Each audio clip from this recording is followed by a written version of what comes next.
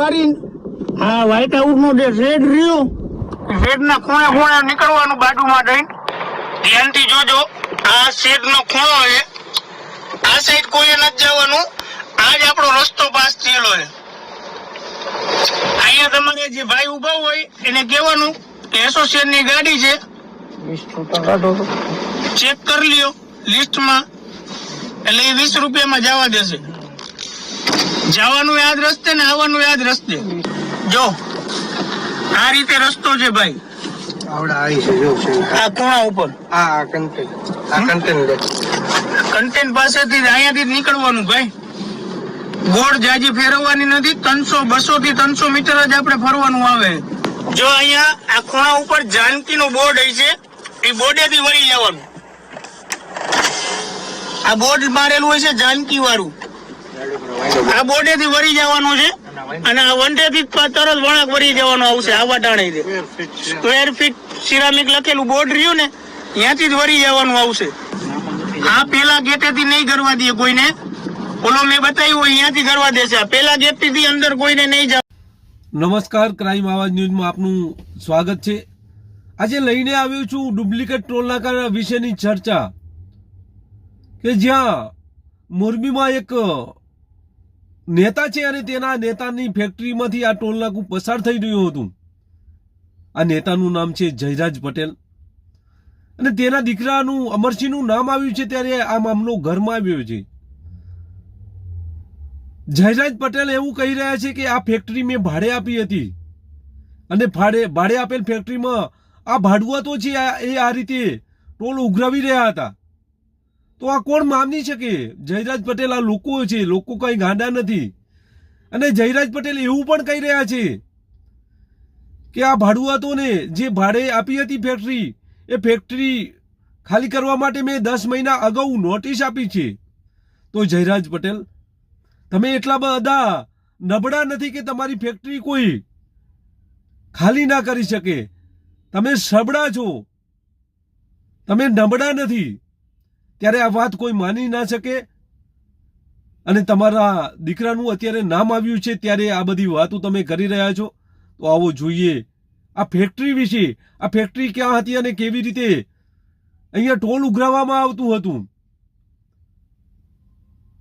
ચર્ચા કરીએ વિગતવાર. આ જે ટોલ નાકું છે તે ટોલ નાકું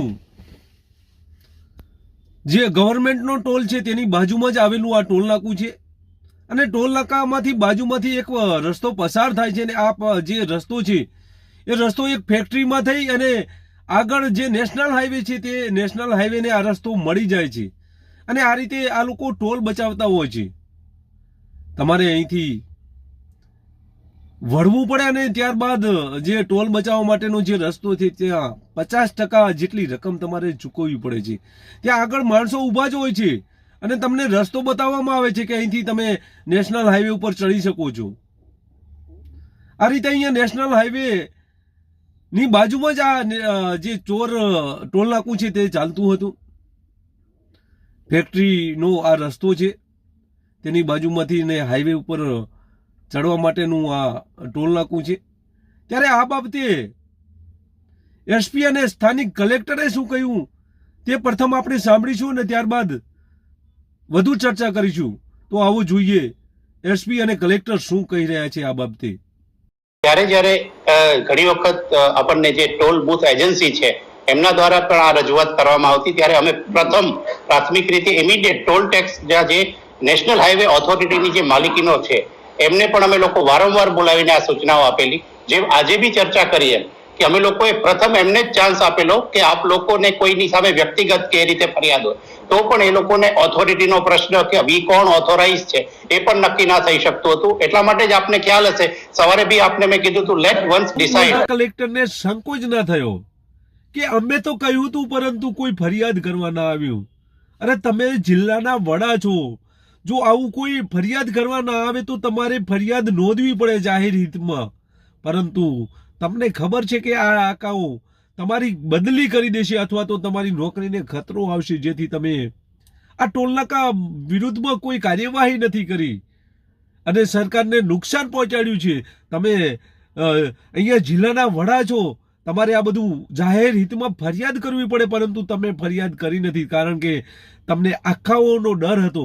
ત્યારે આવવો જોઈએ એસપી. રસ્તો ત્યાંથી બનવામાં આવેલા છે એ બાબતની જાણ કરવામાં આવેલી હતી અને જે તે વખતે જે પ્રમાણે સાહેબે વાત કરી કે હાઈવે ઓથોરિટીના સંકલનમાં રહીને આ રસ્તા બંધ કરવા માટે જે પણ સપોર્ટ જોતા હશે એ માટે આપણે સામેથી કાર્યવાહી પણ કરી. નહીં, એ મને ખરેખર ખ્યાલ નથી કે એના માલિક કોણ છે અને એના સાથે કઈ સંસ્થા સાથે બગાસિયા ટોલ નાકા પાસે ટોલ ટેક્સ ઉઘરાવવા બાબતના જે સમાચાર હતા તે બાબતે જણાવવાનું કે બામણકોટ કચ્છ નેશનલ હાઈવે પર ગામ બગાસિયા તાલુકો વાંકાનેર ખાતે safe way construction Bamankot toll way private limited દ્વારા સંચાલિત ટોલ નાકું કાર્યરત છે.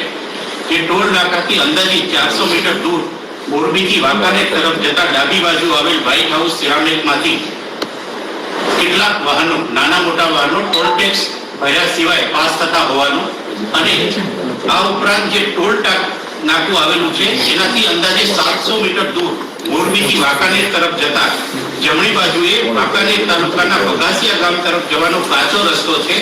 જે વાહનનો ઉપયોગ કરી નાના અને મોટા વાહનો ટોલ ન ભરી બાયપાસ કરી અને વૈકલ્પિક રસ્તા તરીકે ઉપયોગ કરવાની ફરિયાદ જે મળેલી તે અંતર્ગત ડીવાયએસપી અને એસડીએફ કક્ષાની ટીમ દ્વારા તપાસ કરવામાં આવેલી અને એ વસ્તુ ધ્યાન પર આવેલી અને કદાચ આ જે રસ્તો છે અને એના લીધે જે વિડીયો ક્લિપિંગ બી મીડિયામાં આવેલા છે, જે વાહનો પસાર થતા હોય અને જે ટોલનો બાયપાસ થઈને ચોરી કરતાનું ધ્યાન પર આવેલું એ અન્વયે પોલીસ ફરિયાદ દાખલ કરવામાં આવેલી છે. આ ઉપરાંત નેશનલ હાઈવે ઓથોરિટી અને જે ટોલ ટેક્સ બૂથ એજન્સી છે તેમના દ્વારા પણ કેટલીક કાર્યવાહી કરવાની થાય છે તે અંગેની સૂચનાઓ તેમને આપવામાં આવેલી છે. સર, કયા પ્રકારની કાર્યવાહી ટોલ નાકા વાળા એમને કરશે? ટોલ નાકાવાળાની પ્રાથમિક જવાબદારી હોય છે કે જે નેશનલ હાઈવે હોય, નેશનલ હાઈવેની બંને બાજુ જે નેશનલ હાઈવે ઓથોરિટીની માલિકીનો રસ્તો હોય છે તે અંતર્ગત કોઈ એવો બિન અધિકૃત પ્રવેશ કરતા રસ્તાઓ હોય તો તેને બંધ કરવાની અને તેની સામે કાર્યવાહી કરવાની, એને ચોક્કસના નોટિસ આપવાની અને એમને પણ દંડકીય કાર્યવાહી કરવાની જે સત્તાઓ આપવામાં આવેલી છે તે અંતરની કાર્યવાહી ટોલ ટેક્સ એજન્સી અને નેશનલ હાઈવે પણ સંયુક્ત રીતે કરવાની છે. ઓથોરિટીએ પત્ર લખીને જાણ કરી હતી પોલીસ પ્રશાસન અને જિલ્લા વહીવટી તંત્રને કે અહીંયા આ પ્રકારના ટોલ ટેક્સની બાજુમાં આ પ્રકારના ગોરખ ધંધા ચાલે છે પણ કોઈ કાર્યવાહી નથી. આવું એ હાઈવે ઓથોરિટીએ જણાવ્યું. જ્યારે પણ નેશનલ હાઈવે ઓથોરિટી અને ટોલ ટેક્સ ઓથોરિટી દ્વારા અમને રજૂઆત કરવામાં આવેલી ત્યારે જે તે સમયે ઇમિડિયેટ એમની સાથે જ ટીમ મોકલી અને તપાસ કરવામાં આવેલી, પણ એમના કેટલાક એમની મર્યાદાઓ હતી કે જે કંઈ હોય નેશનલ હાઈવે ઓથોરિટીના અધિકારીઓ કે ટોલ ટેક્સના અધિકારીઓ છે જે તપાસ ટીમની સાથે જવા માંગતા ન હતા, તેમ છતાં વહીવટી તંત્રની ટીમે જે તે સમયે પણ પગલાં લીધેલા જ અને જે રસ્તો હતા એમને રસ્તામાં કાપી અને આપણે જે રસ્તો બંધ કરવાના બી પ્રયાસ કરેલા, પરંતુ નેશનલ હાઈવે ઓથોરિટીને જે તે સમયે સૂચના પણ આપેલી કે આપ આ અંગે પોલીસ ફરિયાદ દાખલ કરી શકો છો કોઈની વિરુદ્ધ. ત્યારે પણ તેઓએ કોઈ પોલીસ ફરિયાદ દાખલ કરવાની નોંધ ન લીધી હતી અને તેમણે કોઈ એ બાબતની લેખિત ફરિયાદ પણ આપવાની ના પાડેલી. સાહેબ, જે અમરસિંહભાઈ પટેલ વિરુદ્ધ ફરિયાદ નોંધાઈ છે એમાં જેરામભાઈ પટેલ જે ઉમિયાધામના પ્રમુખ છે તેમના પુત્ર છે, આ વાત કેટલી હદે યોગ્ય છે? જે પોલીસ ફરિયાદ દાખલ થઈ છે એના બાબતે હું એસપી સાહેબને વિનંતી કરીશ કે આપને એક મિનિટ આપને પેલા જે પ્રશ્ન થયો છે એ સાંભળી. વાંકાનેર સિટી પોલીસ સ્ટેશનમાં આ બાબતે એક પોલીસ ફરિયાદ ટોટલ 5 લોકોના અગેન્સ્ટમાં નામજો અને એના સાથે જે લોકો આ પ્રકારની પ્રવૃત્તિ સાથે સંકળાયેલા હતા એવા અજાણ્યા માણસો વિરુદ્ધ ફરિયાદ નોંધવામાં આવેલી છે અને આ બાબતની જે તપાસ છે એ અત્યારે હાલ ચાલુ છે. 16/6/2023 ના રોજ એક વાંકાનેર સિટી પોલીસને જે ટોલ ટેક્સના જે સંચાલક લેખિતમાં એક અરજી આપવામાં આવી હતી. એ શું કાર્યવાહી સર? એ અરજી બાબતની તપાસ અત્યારે હું કરાવું છું કે એ અરજી ઉપરથી પોલીસ સ્ટેશન તરફથી શું કાર્યવાહી કરવામાં આવેલી છે. એ પ્રમાણે જાણ થઈ છે રૂબરૂમાં એના જે ટોલના સંચાલક છે એ ક્યારેક પણ એવા FIR દાખલ કરવા માટે ઇવન આપ આજના કિસ્સામાં પણ જો સવારે એવી ન્યૂઝ આવ્યા પછી જ્યારે પોલીસની ટીમ જે સંચાલક પાસે એની ફરિયાદ લેવા માટે ગઈ હતી ત્યારે એના પાસે ઓથોરાઇઝેશન નથી અથવા સૂચિત ફોન અધિકારી એમાં ફરિયાદ કરશે આ બાબતના ઘણી બધી એના ઇસ્યુ હતા. એના પછી આપણે પોલીસ તરફથી ફરિયાદી બનીને આ ફરિયાદ સર, આ બાબતે વર્ષથી આ ટોલ નાકું ગમગમી રહ્યું છે.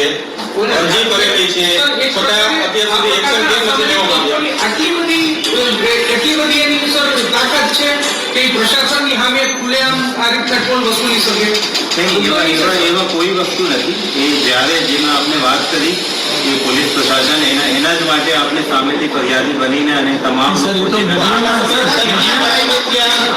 એક જણા વાત કરો મીડિયામાં આજે અહેવાલ આવ્યા સવારથી અત્યાર સુધી શું આ બાબતે મીડિયામાં અહેવાલ આવ્યા પછી આ ફરિયાદ કરી છે કે પોલીસ અગાઉથી જાણકાર હતી? નહીં, પોલીસને આ બાબતના ઇલીગલ તરીકે ત્યાંથી ટોલ ઉઘરાવવામાં આવે છે અથવા લોકો પાસેથી પૈસાની ઉઘરાણી કરવામાં આવે છે એવી માહિતી નહીં હતી. આ એક આલ્ટરનેટ રસ્તો ત્યાંથી બનવામાં આવેલા છે એ બાબતની જાણ કરવામાં આવેલી હતી અને જે તે વખતે જે પ્રમાણે સાહેબે વાત કરી કે હાઈવે ઓથોરિટીના સંકલનમાં રહીને આ રસ્તા બંધ કરવા માટે જે પણ સપોર્ટ જોતા હશે એ માટે આપણે સામેથી કાર્યવાહી પણ કરી.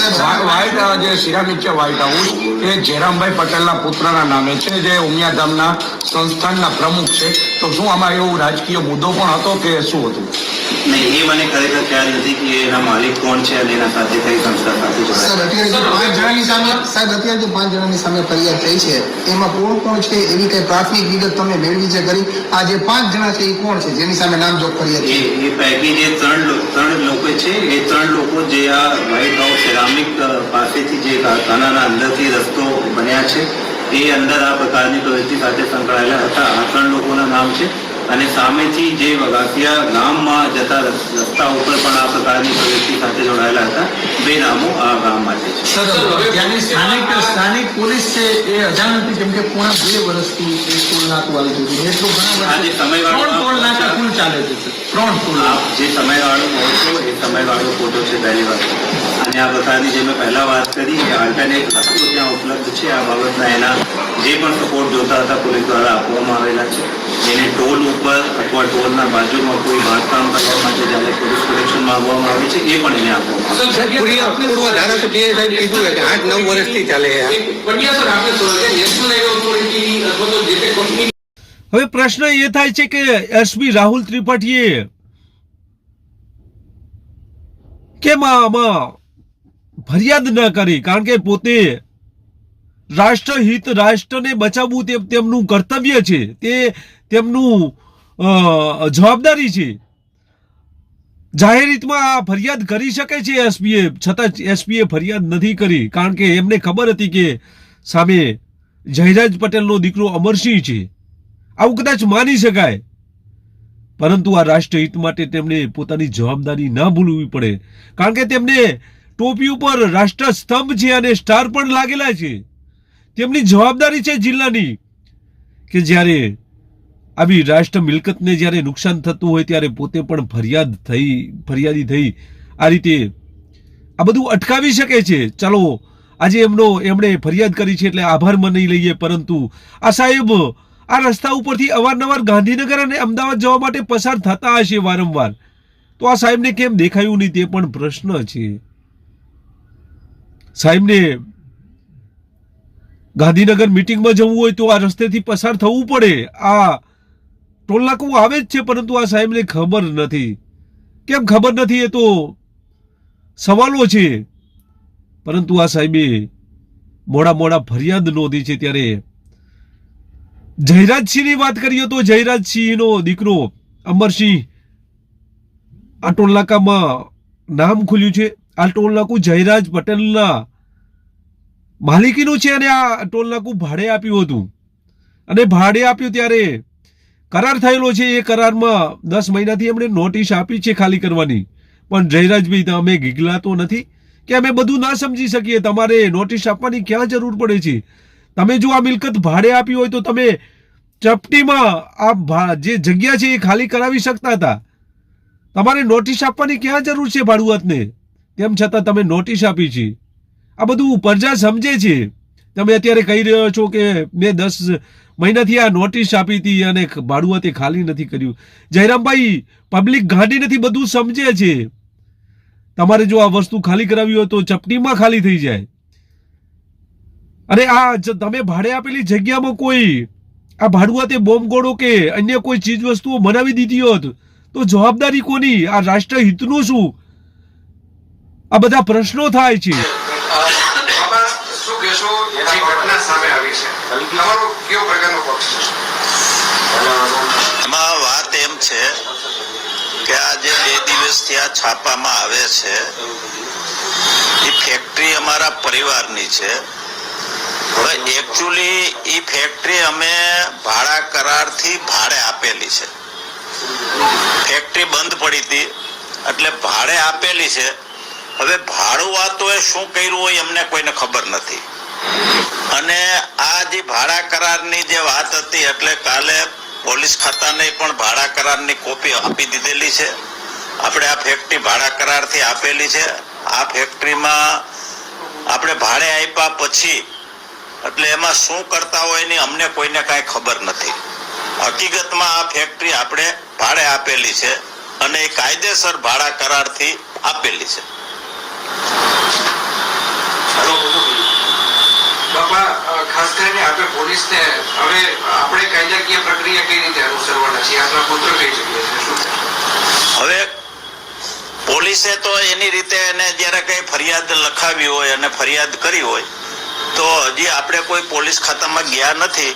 હું આજે એને મળવા જવાનો છું અને આપણી જે બધી હકીકત છે એ હકીકતની એને જાણ કરશું.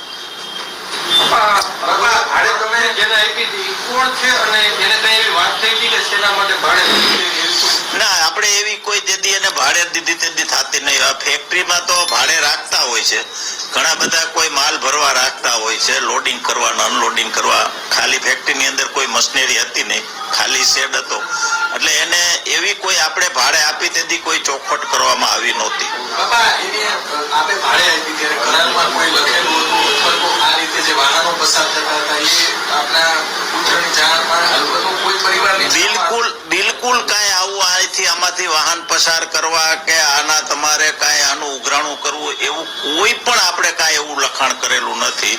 અને એવી આપણને ક્યારેય શંકાય પણ નહોતી અને ખ્યાલય નહોતો આ શું કરવાના છે.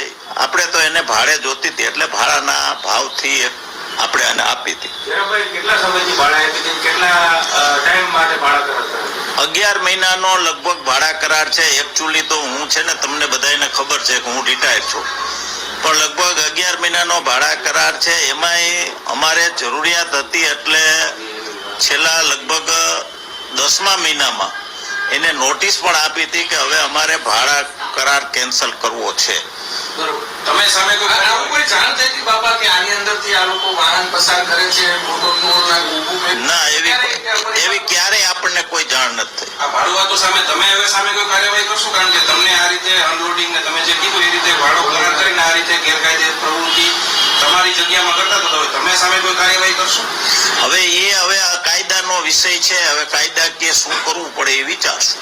જેરાભાઈ, એવી પણ વાત સામે આવી રહી છે કે આપના પુત્ર અમરસિંહભાઈ છે તેમનો આમાં 70% ભાગ હતો. હકીકત શું? તમારે શું ચર્ચા, પારિવારિક શું ચર્ચા થઈ છે તમારી? હકીકતમાં અમરસિંહભાઈ નો આમાં કોઈ ઇન્વોલ્વમેન્ટ જ નથી. અમરસિંહભાઈ આ કંપનીમાં કોઈ ડાયરેક્ટર નથી, મેનેજિંગ ડિરેક્ટર નથી.